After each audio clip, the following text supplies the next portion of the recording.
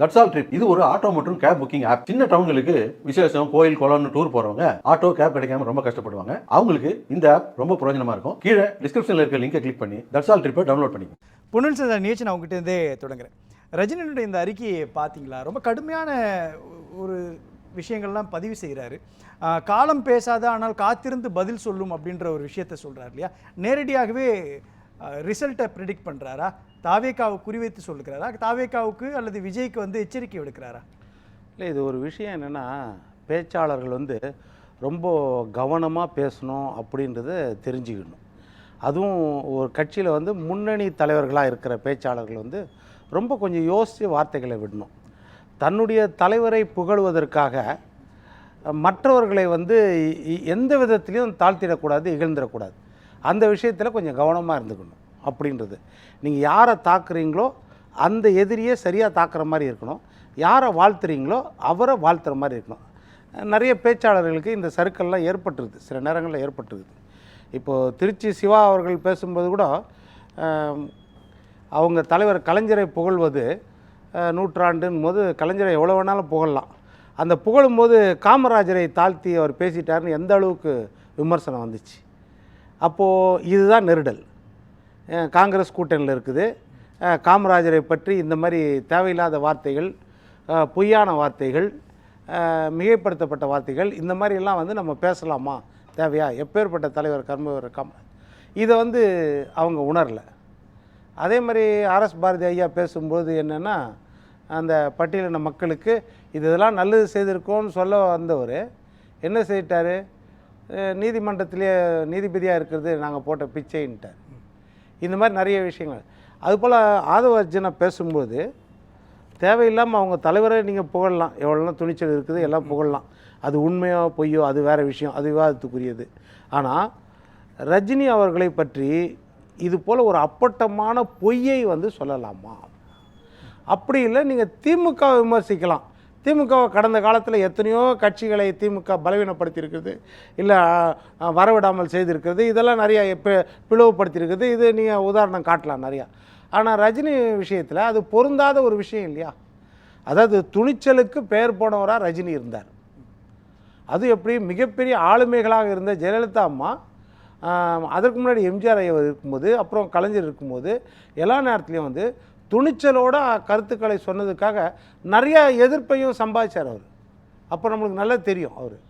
அவர் அரசியல் கட்சி ஆரம்பிக்காததுக்கு நிறைய காரணங்கள் இருக்குது, பல காரணங்கள் இருக்குது. ஆனால் பயமோ அச்சமோ மற்றவர்களின் அழுத்தமோ அதற்கு எந்த காரணமும் கிடையாது. அவருடைய தயக்கத்திற்கு பல காரணங்கள் இருக்குது, அது நிறைய காரணம் இருக்குது. அதனால் அடுத்த கட்சி அதாவது சொல்கிறார், ரஜினி அரசியலுக்கு வரவிடாமல் விரட்டியது திமுக தான் அப்படின்றாரு. அதனால தான் அவருக்கான படங்களை சில நிறுவனங்கள் எடுத்து பண்ணுறாங்க, அந்தளவுக்கு பேசுகிறார் இல்லையா? ஏன் ரஜினி வந்து அரசியலிருந்து விலகணும், நான் வரேன்னு முடிவு பண்ணிட்டேன்னு சொல்லி வரும்பொழுது விலகிறார் அப்படின்னும் பொழுது அதற்கு பின்பு அவருடைய நிறுவனங்கள், அவருடைய படம் குறிப்பிட்ட நிறுவனங்களுக்கு போகுது அப்படின்னா அதுக்கு பின்னாடி ஒரு கேம் இருக்குன்றதானே ஆதவ சொல்கிறாரு. அதாவது ஒரு கட்சியை ஆரம்பிக்கிறதுக்கோ இல்லை ஆரம்பிக்காமல் இருக்கிறதுக்கோ இல்லை கட்சியை கலைக்கிறதுக்கோ பல காரணங்கள் இருக்கலாம். இதுக்கு ஏதாவது ஆதாரம் இருந்தால் தான் சொல்லணும். இப்போ ஜனதாதளம் எங்கே இருக்குது, ஜனதா கட்சி எங்கே இருக்குது, இப்படி நம்ம சொல்லிட்டு போயிட்டே இருக்கலாம். நிறைய கட்சிகள் அந்த மாதிரி காலத்தில் கரைஞ்ச கட்சிகள் நிறையா இருக்குது. அதனால் இப்போ நாம் தமிழர் கட்சி ஐயா ஆதித்யநாத் அவர்கள் ஆரம்பித்த கட்சி, அது இப்போ இல்லை. அப்போ இந்த மாதிரி நிறையா சொல்லிகிட்டே போகலாம். ஆனால் அதுக்கெல்லாம் வந்து ஒருத்தர் மேலே பழி போட்டு ஆதாரம் இல்லாமல் நம்ம சொல்கிறதில்ல. இப்போ விஜயுடைய தாவேகா நிர்வாகி ஆதவர்ஜுனா ரஜினியை விமர்சித்து ஒரு பெரிய அதிருப்திக்குள்ளாக்கி போயிட்டாரா? ரஜினி வெர்சஸ் விஜய் அப்படின்ற ஒரு களத்தை உருவாக்கிட்டாரா? இல்லை, அது ரஜினி வர்சஸ் விஜய் எல்லாம் ஈக்குவல் ஆக்கவே முடியாது. ரஜினியோட ஸ்டேஜே வேறு, விஜயோட ஸ்டேஜ் வேறு. ரஜினி ரசிகர்கள் வந்து அவங்க வந்து காலத்தை கடந்தவர்கள், அது வேறு. அவர் பக்குவப்பட்டவர்கள். கிட்டத்தட்ட அவர் 40 ஆண்டுகள் 50 ஆண்டுகள் அவர் வந்து அரசியல் படுத்தி இருந்தார். அவர் ரசிகர்களில் அரசியல் வயப்படுத்தி இருந்தார். அவருடைய ரசிகர்களில் பெரும்பாலானவர்கள் தமிழ் மாநில காங்கிரஸில் அன்றைக்கி சேர்ந்து அன்றைக்கு ஒரு ஆட்சி மாற்றத்தை ஏற்படுத்தாங்க. இங்கே மட்டும் இல்லை, டெல்லியிலே அது பிரதிபலிச்சு, டெல்லியிலே ஆட்சி மாற்றத்தை ஏற்படுத்தினாங்க. அதனால் அந்த அந்த எப்படி புரிஞ்சிக்க வேண்டியிருக்கு? ஆதவர்ஜுனா ரஜினி குறித்து பேசியதும், ரஜினி தாவேக்காவுக்கு ஒரு அறிக்கை வெளியிட்டிருக்கிறது அப்படின்றதும் எப்படி புரிஞ்சிக்க வேண்டியது? இது என்னவா ரிஃப்ளெக்ட் ஆகும், என்னவா எதிரொலிக்கும், என்ன செய்தி இருக்கு? இல்லை, ரஜினி ரொம்ப பொறுத்து இது ரொம்ப பேசு பொருள் ஆன பிறகு தான் இது இப்போ ரியாக்ட் பண்ணலன்னா தப்பாயிடும்ன்றதுக்காக அவர் ரியாக்ட் பண்ணியிருக்காரு, அவ்வளோதான். ஏன்னா ஏற்கனவே வந்து அர்ஜுனமூர்த்தியும் ரியாக்ட் பண்ணார். அதனால் அதை இப்போ வேறு வழி இல்லாமல் ரியாக்ட் பண்ணியிருக்காருன்னு தான் நம்ம பார்க்க முடியும். ஏன்னா ட்ராக் ரெக்கார்டை எடுத்து பார்த்தீங்கன்னா அவர் தைரியமாக பேசுனதால நிறைய இடத்துல பாதிக்கப்பட்டிருக்காரு. இப்போ நீங்கள் 1993 ஜெயலலிதா அம்மா காவிரி பிரச்சனைக்காக உண்ணாவிரதம் இருக்கும்போது அதை ஆதரித்து அறிக்கை கொடுத்தாரு. அதே 96 ஜெயலலிதா அம்மா எதிர்த்து அவருடைய பாட்ஷா பட விழாவிலேயே பம்பாய் படத்துக்காக மணிரத்னம் வீட்டில் வந்து நாட்டு வெடிகுண்டு வெடிக்கப்பட்டதை வச்சு யார் இருக்கா, ஆரம் வீரப்பன் அமைச்சர் இருக்கார், அவர் முன்னாடியே சொல்கிறாரு வெடிகுண்டு கலாச்சாரம் ஆகிவிட்டது, ஆண்டவனாலும் காப்பாற்ற. அது அப்போ ஒரு தேர்தல் பிரச்சார தப்பு. இது வந்து மேடையில் இதுதான் முதல் பாட்ஷா பட விழா வெற்றி விழாவில் பேசும்போது இதுதான் முதல் நெருடலே இதை பண்ணார். அதே மாதிரி நீங்கள் அதிமுக ஓட்டு போட்டால் அப்போ ஆண்டவனாலும் காப்பாற்ற முடியாது பேசினார் நீங்கள் சொன்ன மாதிரி. அப்போ தான் தமாக உருவாச்சு. அப்போ தான் 2வது முறையாக வந்து அப்போது இவங்களுக்கு வந்து திமுகவுக்கு ஒரு வாய்ப்பு கிடைச்சிது, அந்த மாதிரி இருந்துச்சு.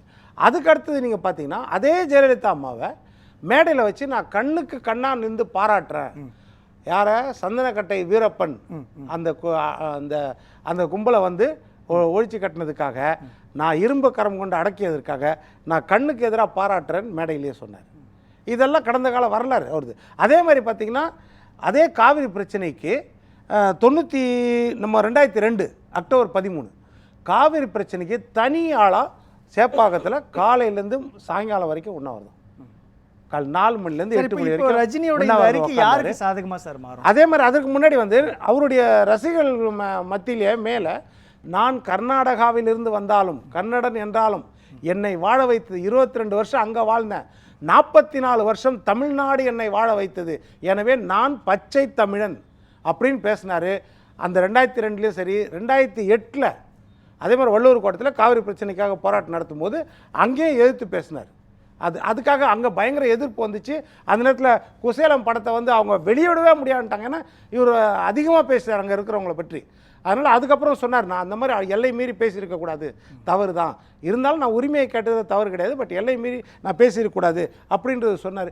இப்படி தொடர்ந்து பார்த்தீங்கன்னா அவர் அரசியல்வாதி, அரசியல் தலைவர் தான், கட்சி தான் ஆரம்பிக்கல. தொடர்ந்து அரசியல் காலத்தில் அந்த 30 வருஷம் இருக்க தான் செய்தார், கட்சி ஆரம்பிக்கல.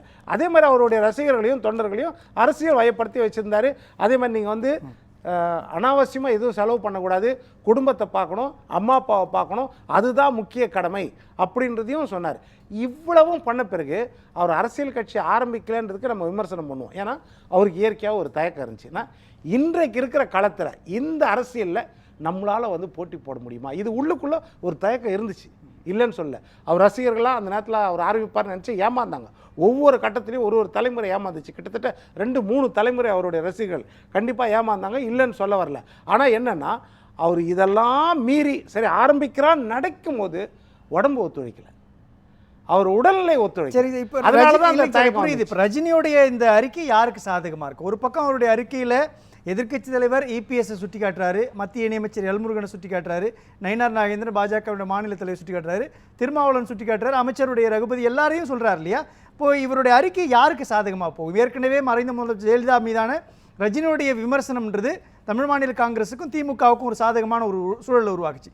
அந்த மாதிரியான பின்னணி இதுக்குள்ளே கட்டமைக்கப்படும். அதுக்கப்புறம் 2001 தேர்தல் அதான் சொன்னேன், அவர் வந்து இஷ்யூ பேஸ்டு மட்டும்தான் பேசுவார். யார் மேலேயும் பழி வாங்குற நடவடிக்கை, அதிமுக மேலேயும் திமுக மேலேயும் பழி வாங்குற நடவடிக்கை அவருக்கு இருக்காது. எந்த பிரச்சனை அந்த பிரச்சனைக்காக தைரியமாக பேசிடுவார். நான் தான் சொன்னேன், வீரப்பன் சந்தனக்கட்ட வீரப்பன் விஷயத்தில் மேடையில் எதிர்க்க பாராட்டினார். அதே மாதிரி 2001 நீங்கள் 96 எதிர்த்திருந்தார். 2001 ஓட்டு போட்டு வெளியே வரும்போதே யாருக்கு ஓட்டு போட்டிங்க, ஓட்டு போட்டாச்சான் போது இப்படி காட்டல, இப்படி காட்டினார். அதே பெரிய விமர்சனம் வந்துச்சு. அதுக்கு முன்னாடி சொன்னார், இந்த மாதிரி அதிமுக ஆதரிக்கிற மாதிரி தான் அவருடைய பேச்சு செய்கை எல்லாமே இருந்துச்சு. ரஜினியோடைய இந்த கருத்துக்கள் வந்து ஒரு இஷ்யூ பேஸ்டா இருந்தாலும் இப்போ என்னன்னா அரசியல் இஷ்யூ பேஸ்டா இருக்காரு. அரசியல் இஷ்யூன்னு கிடையாது. அவர் என்னன்னா அரசியல்வாதியா தன்னை காட்டல, அரசியல் தலைவரா இருக்கிறார். இல்லைங்க சார், இந்த கட்சி அந்த கட்சி அவர் ஒரு அறிக்கையை வெளியிட்டுட்டார் சார். அந்த அறிக்கை ஒரு ரியாக்ஷனை கிரியேட் பண்ணும் இல்லையா? அதுல எல்லாரையும் சுட்டி காட்டுறாரு, இபிஎஸ் சுட்டி காட்டுறாரு, நயினார் நாகேந்திரன் சுட்டி காட்டுறாரு, அல்லது வந்து அமைச்சர்களை சுட்டி காட்டுறாரு, திருமாவளவன் சுட்டி காட்டுறாருன்னா அவரவர்கள் அவர்களுடைய கோணத்தை அதில் பிரதிபலிக்க ஆரம்பிப்பாங்க இல்லையா? அப்போது விஜயை அரசியலிலிருந்து அகற்றணும் அல்லது விஜய் வீழ்த்தணும் அப்படின்னா ரஜினி வெர்சஸ் விஜய்ன்ற ஒரு அரசியலை கட்டமைப்பாங்க. அது யாருக்கு சாதகம்? இல்லை, அவர் விஜயை வீழ்த்தணும்னு கூட அவர் நினைக்கல.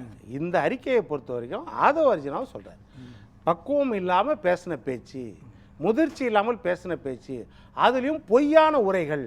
அதுக்கும் எனக்கும் பயம், அச்சம்ன்ற வார்த்தையை இலக்கணத்தில் பார்த்தீங்கன்னா அதுக்கு எதிராக ரஜினி மட்டும் இருக்கவே இருக்காது. வேறு யார் பேர் வேணாலும் இருக்கும், ரஜினி பேர் இருக்காது. அதுக்கு அவருக்கு ஏராளமான உதாரணம் இருக்குது. இப்போ நான் சொன்னேன்ல, எக்கச்சக்க உதாரணம், அவரோட உதாரணம் இருக்குது. அதனாலேயே அவர் நிறைய பேர்கிட்ட எதிர்ப்பையும் சம்பாதிச்சார். அதனால் அவர் எதுக்கும் அந்த மாதிரி பயப்படுற ஆள் கிடையாது. இதே வந்து திமுகவை சொல்கிறீங்கன்னா இந்த மாதிரி அச்சப்படுத்தும்னா நீங்கள் அதுக்கு நிறைய உதாரணம் சொல்லலாம். இந்த மாதிரி அச்சப்படுத்தும் அப்படின்றதுக்கு ஏன் புரட்சித் தலைவர் எம்ஜிஆரே சொல்லலாம். உலகம் சுற்றும் வாலிபன் அன்னைக்கு படம் வெளியே வரவே முடியாது. நீங்கள் அந்த அளவுக்கு பிரச்சனை. தேவி தேட்டர்லாம் போய் பார்க்கவே முடியாது. எந்த நேரத்தில் எந்த கல் அடிப்பாங்க, எந்த திரையை உடைப்பாங்கன்னு தெரியாது. அந்த மாதிரி பிரச்சனை இருந்துச்சு. இப்போ காலம் பேசாது ஆனால் காத்திருந்து பதில் சொல்லும் அப்படின்றாருல. அப்போது இது யாரை சுட்டி காட்டுறாருன்றது உங்களுடைய இப்போ தெரியாது இதனுடைய வழி. இதனுடைய அர்த்தம் உங்களுக்கு தேர்தல் முடிவில் தெரியுன்றதான ஹிடன் ஏஜெண்டா, ஹிடன் ஒரு கருத்தாக இருக்குது. அது இல்லை, அது தேர்தலுக்காக சொல்கிறாரா இல்லைன்னா நீங்கள் வந்து தேவையில்லாமல் ஒரு விமர்சனத்தை வச்சு ஒரு பொய்யை சொல்லி எதிர்ப்பை சம்பாதிக்கிறீர்கள். ஏனென்றால் இப்போ என்னுடைய ரசிகர்களோ இல்லை அவருடைய ஆதரவாளர்களோ அவருடைய அனுதாபிகளோ அவங்க கட்சி சார்பு இல்லாமல் வேறு வேறு கட்சியில் இருப்பாங்க, ஒரு கட்சியில் இருப்பாங்க. இப்போ தேவையில்லாமல் நீங்கள் ஒரு எதிர்ப்பை சம்பாதிச்சுக்கிறீங்களா? மற்ற இடத்துக்கு போகிறது ஆனால் உங்களுக்கு வர்றது கொஞ்சம் குறைஞ்சிற வாய்ப்பு இருக்குதா இல்லையா? அதை தான் அவர் சொல்கிறார். ஒழிய வெறும் தேர்தலில் மட்டும் சொல்ல அவர் உங்களுக்கு காலம் இதுக்கு பதில் சொல்லுன்ற விஷயத்தில் தான் அவர் சொல்கிறார். பேசலாம். பொன்னில் சார் எப்படி பார்க்குறீங்க நீங்கள்? இல்லை, இந்த தீர்ப்பை பார்த்தா நம்ம ரஜினி சார் சொன்ன மாதிரி தலை சுற்றுது அப்படிதான் சொல்லணும். ஏன்னாண்டா ரெண்டுமே பயங்கர கான்ட்ரடிக்ஷனில் இருக்குது. ஆனால் ஒன்றும் லெஜிட்டிமேட்டாக எதுவும் இருந்த மாதிரி தெரியல. பட் என்னென்னா ஆதவ அர்ஜுனா பேச்சு வந்து 3 தான். திமுக, விஜய் ஒரு பக்கம், ரஜினி ஒரு பக்கம், இந்த 3ஐயும் இணைச்சி பேசுகிறார். அவருடைய சாராம்சம் என்னென்னா திமுகவை அவங்க கட்டாயப்படுத்தினாங்க, அவங்களுக்கு அழுத்தம் கொடுத்தாங்கன்றது முக்கியத்துவம் கிடையாது. அவர் முக்கியத்துவம் எங்கே கொடுக்குறாரு தெரியுமா? ஒரு அழுத்தத்துக்கு ரஜினி பயந்துட்டார், எங்கள் தலைவர் பயப்படல, இதை தான் அவர் அழுத்தம் கொடுக்குறாரு. அதில் தான் பிரச்சனை. நீங்கள் ஒரு கட்சி அழுத்தம் கொடுத்ததுன்னு கூட சொல்லிக்கலாம், பழி சொல்லலாம். திமுக அழுத்தம் கொடுக்காமே அழுத்தம் திமுக கொடுத்ததுன்னு சொல்லலாம், இல்லை பிஜேபி கொடுத்ததுன்னு கூட சொல்லலாம். ஆனால் அதற்கு பணியாமல் ரஜினி கட்சி ஆரம்பிக்க பார்த்தாரு, அவர் உடம்பு ஒத்துழைக்கல. அதே மாதிரி தான் எங்கள் தலைவர் கட்சி ஆரம்பிச்சிட்டார். என்ன, அவர் வயதாகிட்டு எங்கள் தலைவர் இளவர் அப்படி சொல்லியிருந்தா வேறு விஷயம். ஆனால் ரஜினி பயந்துட்டார், அதனால் கட்சி ஆரம்பிக்கல. எங்கள் தலைவர் துணிவானவர் கட்சி ஆரம்பிச்சிட்டாருன்னா அப்போ யாரை இழித்து பழித்து நீங்கள் பேசுகிறீங்க? அப்போ எந்த விதத்தில் நீங்கள் ரஜினியை எடை போடுறீங்க? இதுதான் முக்கியம். அதில் தான் ரஜினி ரசிகர்கள் கொந்தளித்து எழுவார்கள். நன்றி சார்.